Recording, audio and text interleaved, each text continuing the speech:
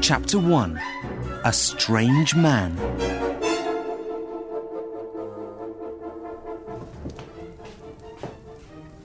"Holmes," I said one morning, "come over here to the window. There's a very strange man in our street." My friend, the famous detective Sherlock Holmes, got up slowly from his chair. He stood behind me, with his hands in his pockets, and looked down into Baker Street. It was a cold February morning, and the snow of the day before was on the road. The man in the street was about 50, tall and fat. He wore expensive clothes, a long black coat, a tall hat, and dark trousers. He ran along the street, and he looked very worried. His hands went up and down quickly, and his head moved from left to right. "What's wrong with him?" I said. "He's looking at the numbers on all the houses." "Watson?" said Holmes. "He's coming here, I think." "Here?" I asked. "Yes," said Holmes. "He's very unhappy about something, and he wants my help." Just then, the man stopped at our front door. "There. I told you, Watson," said Holmes with a smile. "He's here to see me." Not long after that, the maid brought the man up to our room. Soon he stood in front of us. His head moved from left to right, and he put his hand up worriedly and pulled his hair from time to time. His mouth opened, but he couldn't speak. Holmes took him by the arm and smiled. "Please sit down," he said, and he took him across the room to one of the chairs and sat down next to him. "You'd like to tell us your story. Is that right? You are tired. We can wait a minute, and when you are ready, we can begin." The man sat for a minute or two. Holmes and I waited quietly. Then, when he was ready, the man looked up and began. "I look very strange, I know," he said quietly. No, said Holmes. "You want to tell me something important. That's all." "Why did this happen to me? It's the worst thing. The very worst," said the stranger. "Please tell me your name, sir, and then you can tell me your story," said Holmes. "Perhaps you know my name," said our visitor slowly. "I am Alexander Holder, of the Holder and Stevenson Bank of Threadneedle Street." "Ah, yes," said Holmes. "One of the oldest banks in London." "I'm sorry, sir," said Holder. "They told me about you and said you must speak to Sherlock Holmes. He can help you. I came to see you at once. I ran from Baker Street Station to get here more quickly. It looked strange, I know, because I don't usually go running. Thank you for waiting. I am ready now to begin." Holder then started to tell us his story. "Yesterday morning, I was in my office at the bank when a man came to see me.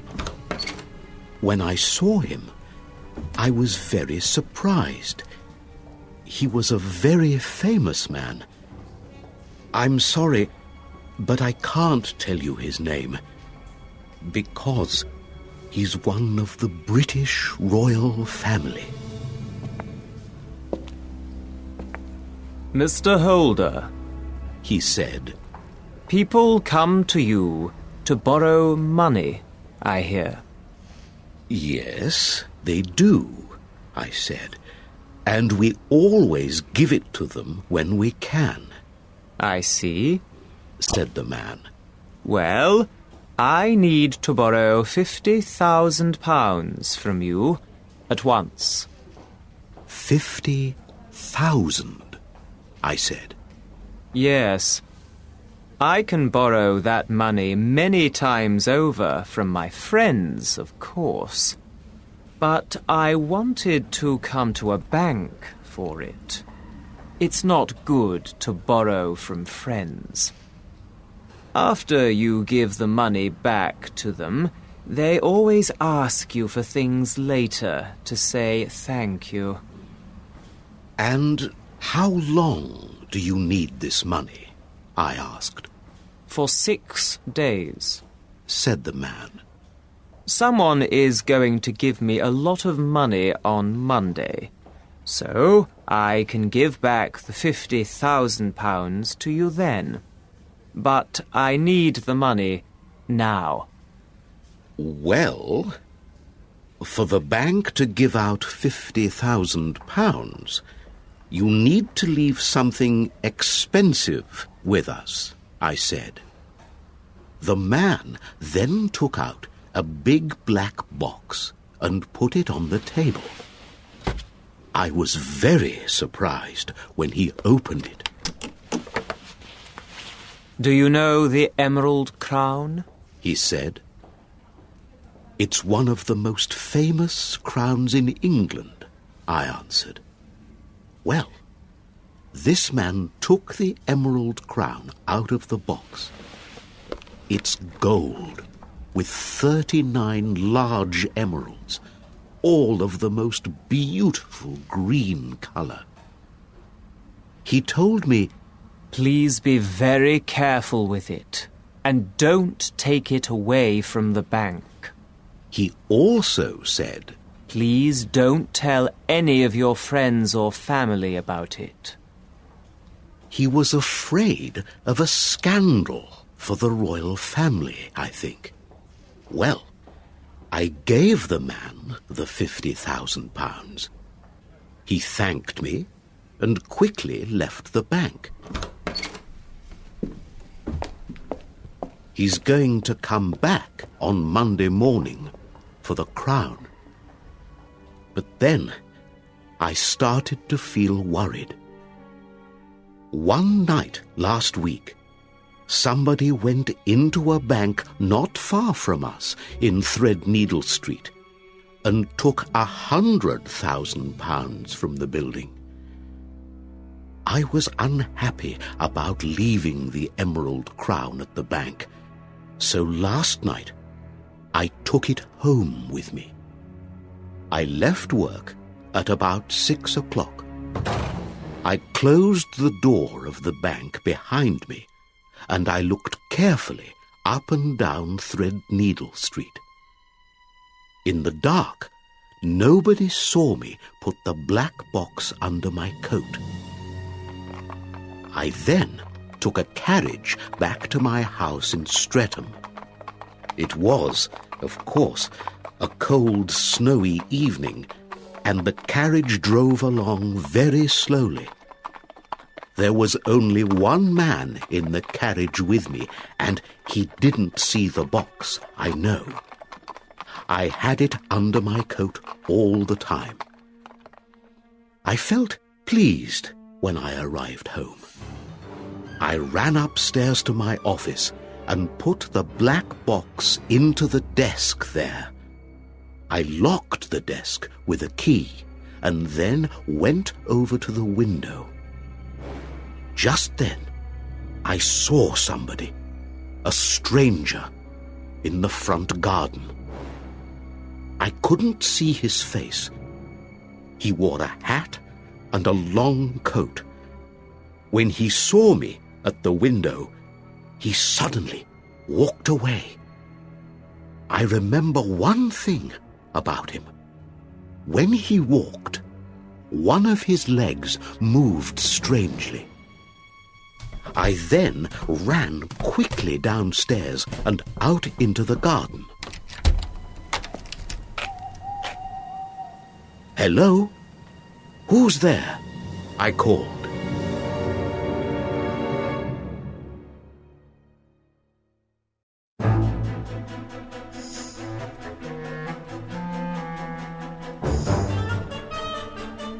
Chapter 2. Holder's Story.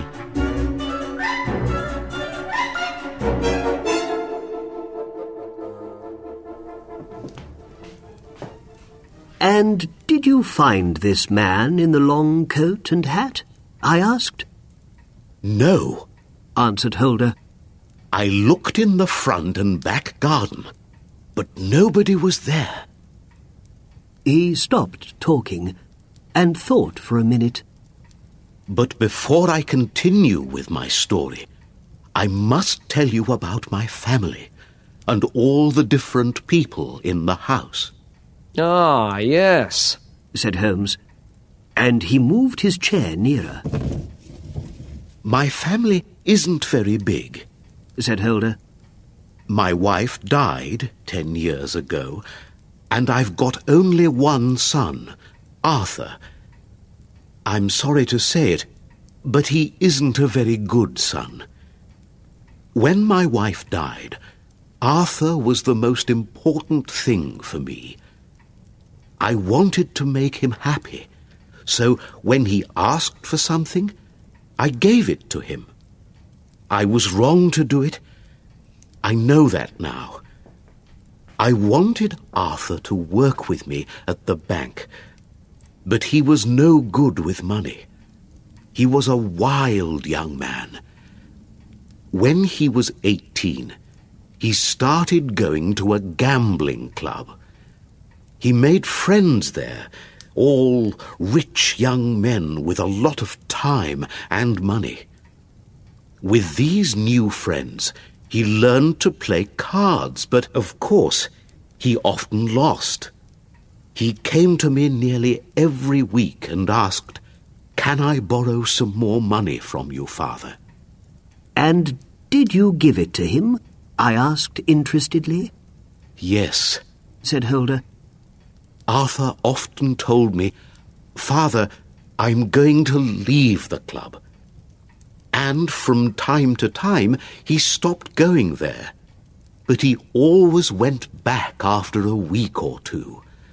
There was one friend at the club with a lot of power over Arthur. An older man, Burnwell." Burnwell? asked Holmes. "Yes, Sir George Burnwell. Do you know him?" I know his name, I think, said Holmes. He looked quickly over at me. "When Burnwell first came to our house, I liked him," continued Holder. "He's a tall, handsome man. When he walks into a room, everybody looks at him. He's a wonderful talker. He can tell the most interesting stories for hours and hours. But he has a cold look in his eyes," said Holder slowly. "For me, there's something strange about him. And my Mary thinks this too. I can see it in her eyes." "Who's Mary?" I asked. "Mary is my niece," said Holder. "When my brother died 5 years ago, she came to live with us.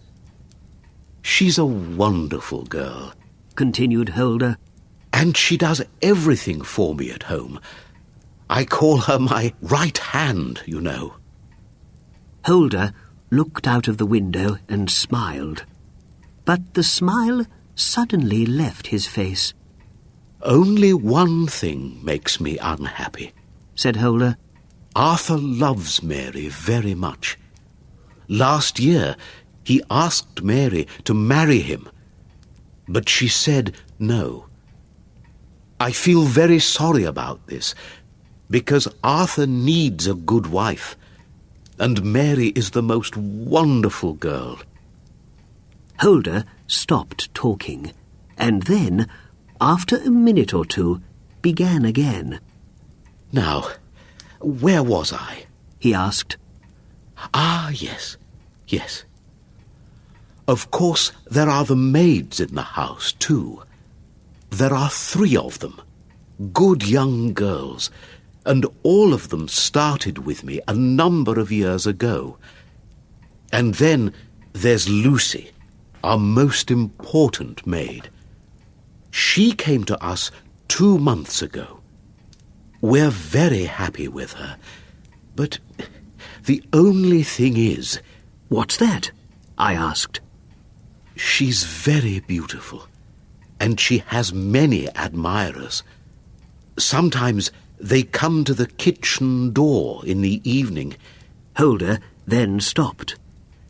Well, that's everybody at home, I think. And what about yesterday evening? Asked Holmes. Oh, yes, my story, said Holder. When I came back into the house, it was time for dinner. And after dinner, Lucy brought in some coffee for Arthur, Mary, and me. Over coffee, I told Arthur and Mary all about the Emerald Crown. Lucy was out of the room at this time, I think, but I'm not sure. Arthur and Mary were very surprised when I said, "The famous crown is upstairs in my desk." Of course, they wanted to see it, but I said no. Arthur was very worried about house thieves, but I told him everything's all right because there's a good lock on the desk. But he laughed and said, "Any key opens that desk. I opened it with the key to the attic when I was a child." I didn't listen much to Arthur, said Holder. He often talks wildly about things, and by this time I was tired, so I went upstairs to bed. After about 10 minutes, Arthur came to my room. He asked, "Can I borrow some money, Father? I need £200 this time to give back to my friends at the gambling club." I felt very angry. He wanted money for the 2nd time in a week. When I said no, he started to cry. He then walked slowly to the door and closed it angrily behind him.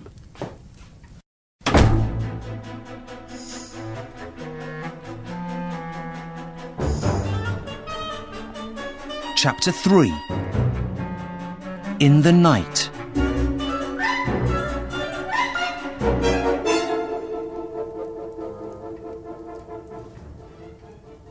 Holmes sat back in his chair.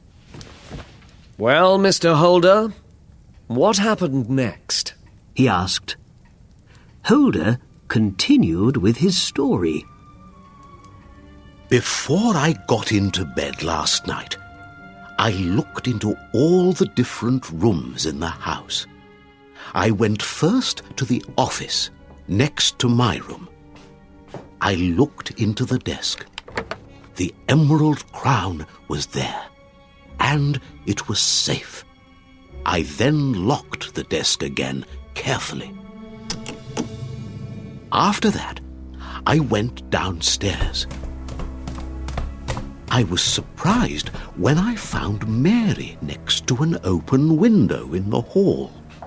She quickly closed the window when she saw me. "Uncle," she said. 5 minutes ago, Lucy came in through the kitchen door. She was out in the lane. Did you know that? No, I did not, I said angrily. She was with one of her admirers again, I think, said Mary. It isn't safe. We don't want strange men near the house at night. No, we don't. I must talk to her in the morning about this. And Mary, I said, did you lock all the doors? Yes, I did. She said. Are you sure? Yes, I'm sure. Then I went upstairs to bed. I'm not usually a good sleeper, and sometimes I get up in the night. Well, at about 2 o'clock in the morning, I suddenly opened my eyes when I heard a strange noise. It wasn't a loud noise. Is someone closing a window or a door, perhaps? I thought. I sat up in bed and listened. Everything was quiet for a minute or two. But then I heard somebody in my office. I felt afraid and got out of bed. I went to the office and slowly opened the door. In the half-light, I could see Arthur in only his shirt and trousers. He had no shoes on. The emerald crown was in his hands, and he pulled at it wildly. He wanted to break it, I think. Arthur, I cried, what are you doing with the crown? You thief! You thief! When he heard me, the colour left his face, and the crown fell from his hands. I ran over and looked at it. One of the corners of the crown, with 3 emeralds on it, was missing. Arthur, I said, where are the missing emeralds? The emeralds? He asked quietly. Yes, I said, the emeralds. But surely they are all here. He answered. Look, there are 3 emeralds missing. Do I need to call you a liar and a thief? I cried. Liar! Thief! Said Arthur angrily. I'm not going to listen to your names. But I saw you with the crown in your hands, I said. You wanted to break it. You're wrong. You don't understand, said Arthur. He then stopped suddenly and said, I'm not going to say one more word about any of this. I'm going to leave the house in the morning and never come back. You're going to leave this house in the hands of the police? I cried. Call the police, then, said Arthur. It doesn't matter to me. By this time, everybody in the house was out of bed. Mary ran into the room. When she saw the crown and Arthur's face, she understood everything.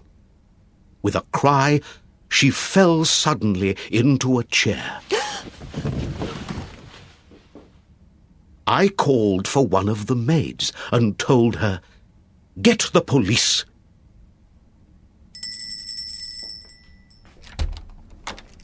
When 2 police officers arrived at the door, Arthur looked white and ill. He stood with his head down. Are you really going to give me to the police, Father? He asked. Yes, I answered. You know the crown is the royal family's. The police need to investigate this crime carefully. We must find the missing emeralds, or there's going to be a scandal in this country." Arthur listened, and then looked up at me. "Can I ask for one thing, Father? Can I leave the house for 5 minutes?" "Leave the house for 5 minutes," I said. "Leave you free to run away or put the missing emeralds somewhere safe? No, of course you can't." I then started to talk quietly. "Please, Arthur, I'm a famous banker. I have a lot to lose here. Give me back the emeralds now, and we can forget everything." "And forget your names for me, liar and thief? Never!"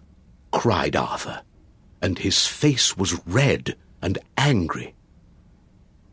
There was nothing more to say.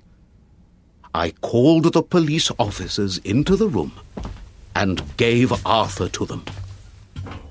"Look over the house upstairs and downstairs," I said. "Go into every room. Only stop looking when you find the missing emeralds." The police were in the house for hours, but they found nothing. And Arthur, he didn't open his mouth again. He didn't say a word. He sat there with his head in his hands. Early this morning, the police took Arthur away. I went with him and then talked to the head officer at the police station. He couldn't understand the case. He gave me your name and address, and so I came quickly here to Baker Street.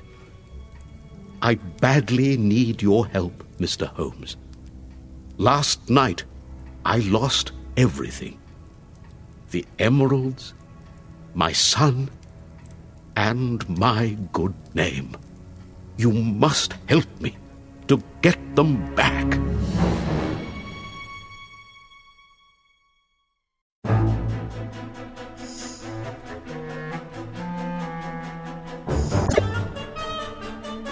Chapter 4.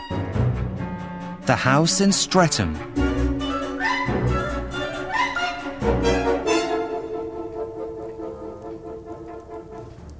Holder sat and closed his eyes.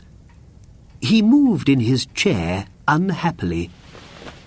Holmes looked out of the window into Baker Street. I waited for him to speak about this most interesting case. Do you have a lot of visitors? Holmes asked Holder suddenly. "Not many," said Holder. "Stevenson from the bank comes to the house sometimes, and there's Arthur's friend, Sir George Burnwell." And do you go out often? Asked Holmes. "Arthur does," said Holder. "but Mary and I stay at home." And is Mary worried about the case? Asked Holmes. "Yes," said Holder. "she didn't sleep at all last night." Holmes moved nearer to Holder. But is your son really guilty? How can you be sure of it? He asked. "I saw him with the crown in his hands," said Holder. That looks bad, it's true. Said Holmes. But the young man is innocent, I believe. "Innocent?" said Holder. "Then why did he have the crown? And why did he say nothing?" His silence is very interesting, said Holmes. An innocent man speaks a lot and tells you everything. A guilty man speaks a lot, but he is a liar. But to say nothing is most unusual. Did Arthur really go to your office break off a corner of the crown, go to put it in a safe place, and then come back to the office with the remainder of the crown? I can't believe it. But then, what really happened last night? asked Holder. Well, let's go to your house in Streatham now, said Holmes. and perhaps we can find the answer to that question. Come along too, Watson. I was, of course, happy to go with them to investigate this strange case.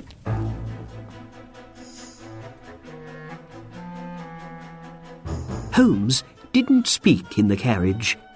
He sat with his hat over his eyes. When we arrived in Streatham, he stood and looked up at Holder's house. The banker's home was an old white building with a big front garden. On the left of the house, there was a small lane to some stables. On the right, there was a path to the kitchen door. Holmes looked carefully at the snowy front garden. After that, he walked down the path to the back of the house, and then into the stable lane. Holder and I soon got cold, so we went into the house.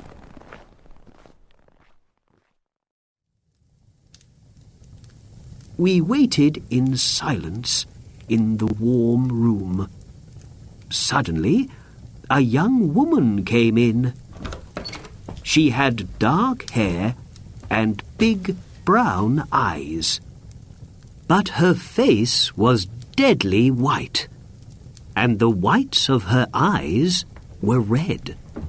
Uncle, She said, is Arthur going to be free soon? Please say yes. No, Mary. He must stay in the hands of the police for now. answered Holder, But he's innocent. I'm sure of it. said Mary. Then why does he continue with his silence? Perhaps he's angry because you called him a thief and didn't believe him. said Mary. Holder then looked over at me. Mary, there is a detective here to investigate the crime. This man here. asked Mary. No, this is his friend, Dr. Watson. The detective is in the stable lane. The stable lane. She asked, and she looked worried. Just then, Holmes walked in. Good morning, He said, Miss Mary Holder. My name is Sherlock Holmes. I'd like to ask you one or two questions. Holmes and Mary sat at a table. Did you hear any noises last night? Asked Holmes, No, said Mary. nothing at all. And did you close all the windows? Asked Holmes, Yes, I did. said Mary. Now you have a maid, Lucy. Is that right? Yes, said Mary. and you need to know something about her. She heard us talk about the crown at dinner, I believe. I see. said Holmes. And did Lucy meet her admirer at the kitchen door last night? Yes, when I went to lock the door, Lucy came in. I saw a man behind her in the dark. It was Francis Prosper, the greengrocer.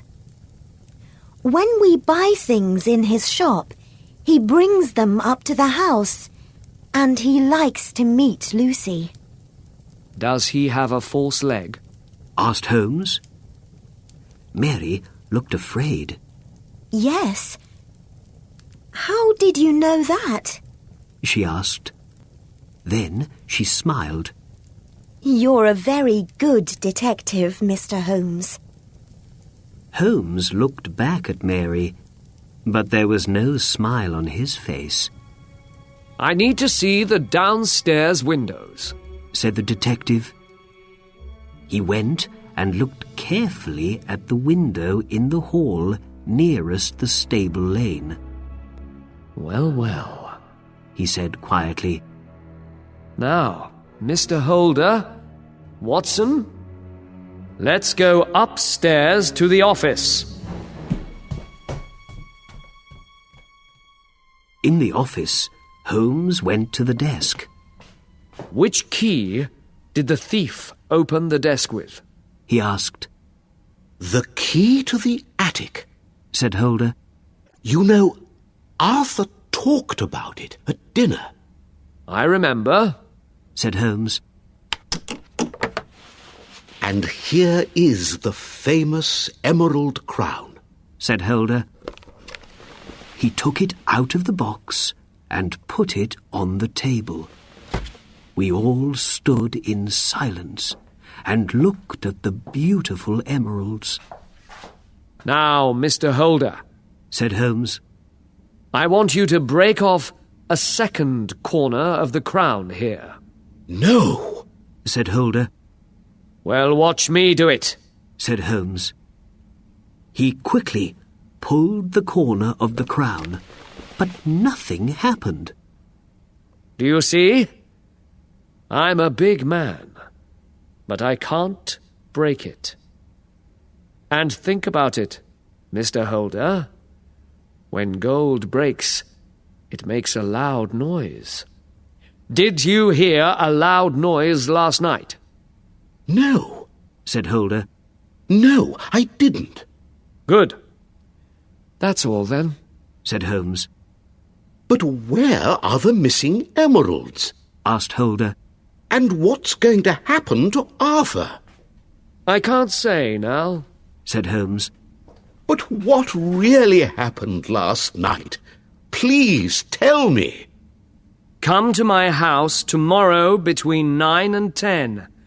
Perhaps I can tell you then. Goodbye.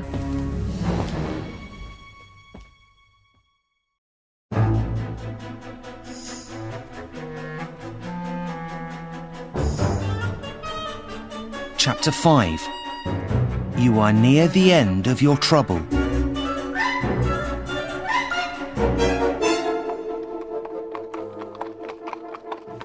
Holmes and I took a carriage back to Baker Street. He talked about the weather, but, of course, I wanted to know more about the case. I asked him a number of questions. Is Arthur guilty, do you think? Where are the missing emeralds? But every time, Holmes went back to the weather. So I stopped asking my questions and looked out of the window. It was 3 o'clock when we arrived at Baker Street. Holmes walked quickly into the house. I have a lot more work to do on this case, he said, and with that, he ran upstairs to his room. After some minutes, he came downstairs in an old coat, a black hat, and some dirty brown shoes. He looked in the hall mirror. What do you think, Watson? He asked. Very good, Holmes, I answered. You're the picture of a working man. Thank you, Watson, smiled Holmes. I'm sorry, but you can't come with me this time. Well, see you later this afternoon. Goodbye. He pulled his hat down over his face and went out into the street.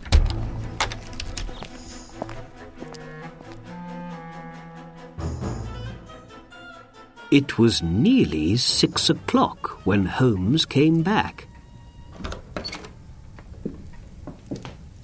Hello, Watson, he said happily.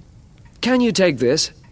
He gave me an old black shoe. But what's it for? I asked. I can't explain now, he said. I'm going out again. To the West End this time. I'm going to be late home, I think. So don't wait for me. And how's it all going? I asked. All right. I went over to Streatham again this afternoon, but I didn't call at the house, he said. But I mustn't sit here and talk. I must take off these old things. I need to be Sherlock Holmes once again. Holmes was very pleased with his work that day, I could see. He went upstairs, and 5 minutes later the front door closed behind him. He was out on his detective work once again. I sat and waited all evening for Holmes to come back. When it was midnight, I went up to bed. I wasn't surprised. Holmes was often out late. When he investigated a case, he was sometimes away for days and nights. What time did he come in? I don't know, but he was there at breakfast. He had a coffee in one hand and a big smile on his face. Good morning, Watson, he said. Sorry to start breakfast without you, but Holder is coming here at 9. You remember that, surely? But it's after 9 now, I answered. And I heard someone at the front door a short time ago. Just then, the maid brought in our friend, Mr. Holder. He walked slowly into the room. I pulled out a chair for him, and he fell into it. I was very surprised when I saw him. His hair was whiter than before, and his face looked very tired. Why is this happening to me? He asked. Only 2 days ago, I was a happy man. Now everything in my world looks black. This morning, one more terrible thing happened in my house. My niece, Mary, left me. Left you? Asked Holmes. Yes. She wasn't at breakfast this morning. And there was this letter for me on the hall table. Holder read the letter to us. Dear Uncle, you and Arthur are in trouble because of me. I can't stay any longer in your house. I must leave you and never come back. I am going to move far away from here, so please don't look for me. Thank you for all the things you did for me. Your loving Mary. What is this letter all about? Asked Holder. This is all for the best, I'm sure, said Holmes. You know, Mr. Holder, you are near the end of your trouble, I believe. Do you know something about the emeralds, Mr. Holmes? Asked Holder. Perhaps, said Holmes. Is £3,000 a lot to get the emeralds back, do you think? No, said Holder. 3,000 is nothing. Well, write me a cheque for £3,000 then, said Holmes. Holder wrote the cheque and gave it to Holmes. The detective suddenly took out the missing corner of the crown from his pocket. You have it, shouted Holder. Yes, I do. And now you need to do one more thing for somebody, said Holmes. And what's that? Asked Holder. You need to say sorry to your son. Arthur, said Holmes. Is he innocent, then? Asked Holder. I told you this yesterday, Said Holmes. and I say it again today. Are you sure of it now? Asked Holder. Yes, I am. Said Holmes. Then let's go and tell Arthur at once. It's all right. He knows. Said Holmes. When I learned the truth, I went to talk to him. I told him my story, and he said, "You're right, Mr. Holmes." Well, Holmes, Cried Holder. so what really happened on that terrible night? You must tell me now.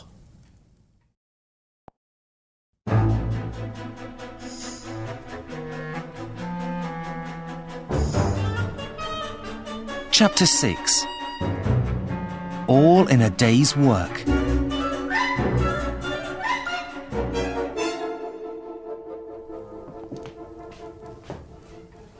Mr. Holder, before I explain things, Said Holmes. I must tell you something. It's not going to be easy for me to say it, and it's not going to be easy for you to hear it. Your niece, Mary, and Sir George Burnwell are lovers. Yesterday she ran away with him. My Mary, Said Holder. I don't believe you. It isn't true. I'm sorry, but it is. Said Holmes. When Burnwell first visited your house, you didn't know much about him. But he is one of the worst men in England, a liar and a thief. He lost all his money years ago in the gambling clubs of London. Mary loved this handsome man. She met him every night at the window by the stable lane. Mary knew nothing of men, and she was soon under his terrible power. On the night of the crime, Continued Holmes. Mary met Burnwell by the window and told him about the Emerald Crown. Burnwell thought, "I can get a lot of money for this crown." So he asked Mary, "Can you bring it to me later this evening?" And she said, "Yes." When you came downstairs, Mary stopped speaking to Burnwell and quickly closed the window. She then told you about Lucy meeting her admirer. That was the truth, of course, but it happened earlier. Arthur went to bed after his angry talk with you. He slept badly and got up in the night when he heard a noise. He looked out of his door and saw Mary go into your office. She came out with the crown and took it downstairs. Arthur went after her and saw more. Downstairs, Mary gave the crown to somebody through the open stable lane window. After that, she went back to her room. Arthur loved Mary, and he didn't want people to know about her crime. But he needed to get the crown back. So he dressed quickly and went downstairs. He jumped out of the window without any shoes on and ran after a man in the stable lane. It was, of course, our friend Burnwell. Arthur pulled Burnwell down into the snow. Then he hit Burnwell above the eye. The men pulled at the crown between them. Suddenly, something broke, and the crown was in Arthur's hands. He went back into the house, closed the window behind him, and ran upstairs to your office. The crown was twisted, he could see, and he wanted to put it right. And then, Mr. Holder, you came in, said Holmes. Yes, Cried Holder unhappily. I saw Arthur pull wildly at the crown with his hands. Now, I understand. You then made Arthur angry. You called him a liar and a thief, and he couldn't explain. He didn't want you to know about Mary's crime.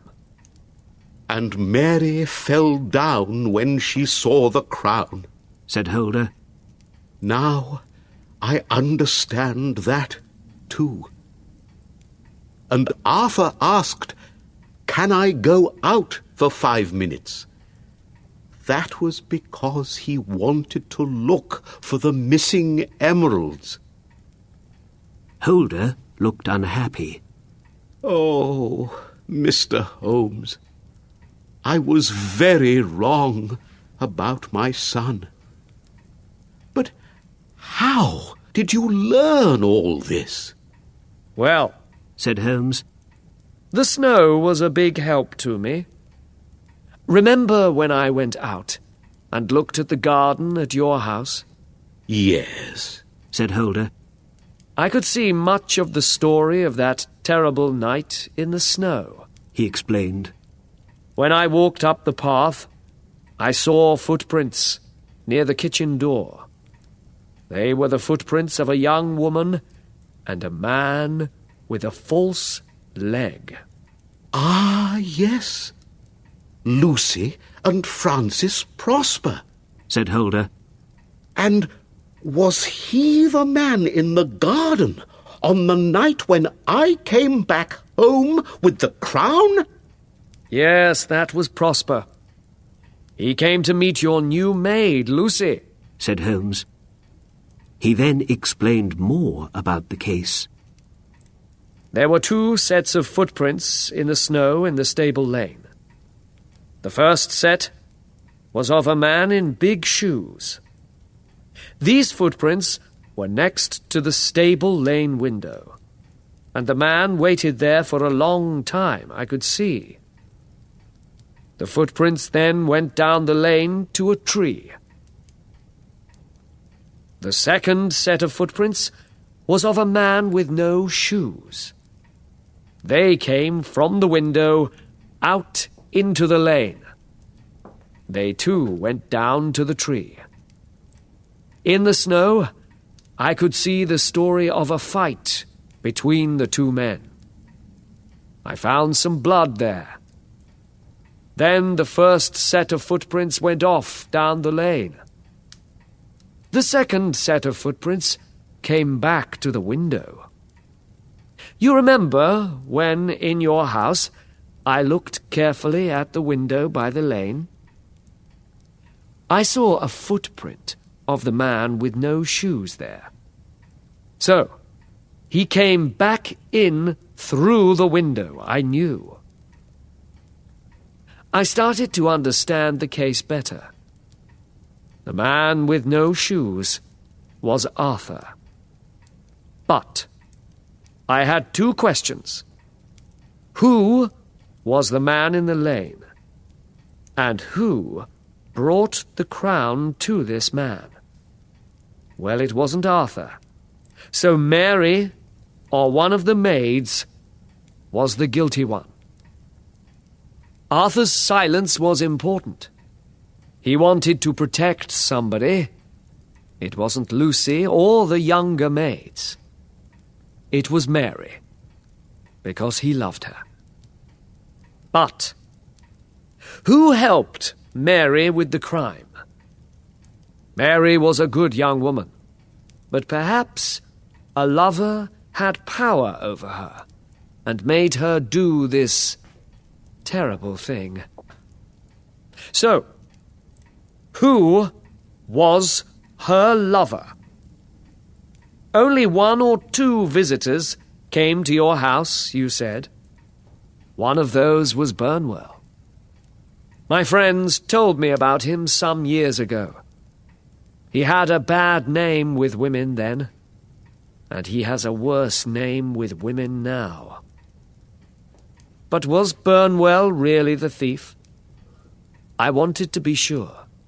So, after my visit to your house yesterday, I went home and put on an old working man's coat. I then visited Burnwell's house and spoke to his maid. She told me some interesting things, and I soon learnt about a cut over Burnwell's eye. I also told the maid, I don't have any money, but I need some new shoes. She felt sorry for me and gave me some of Burnwell's old shoes. I then went back to your house with one of the shoes.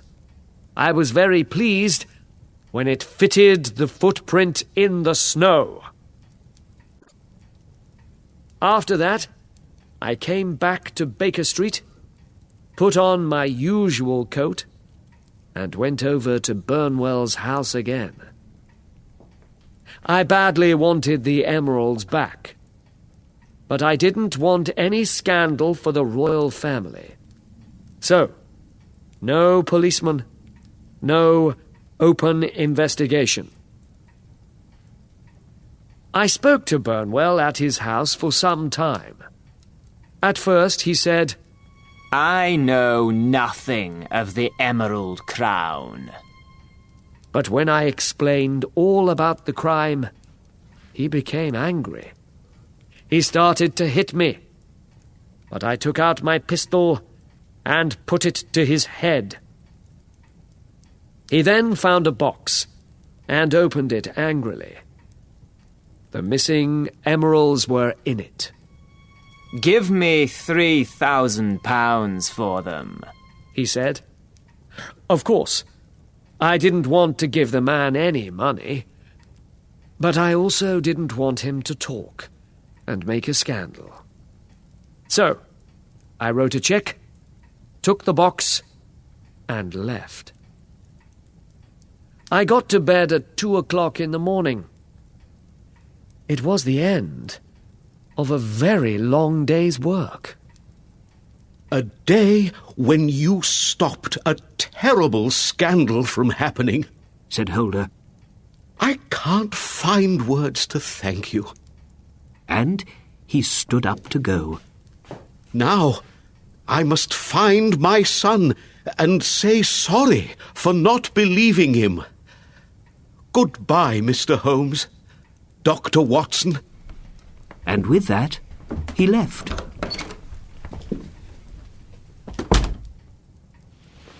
I looked at Burnwell's old shoe on the table in front of me. You always find the answer in the end, Holmes, I said. It's all in a day's work, Watson, smiled Holmes.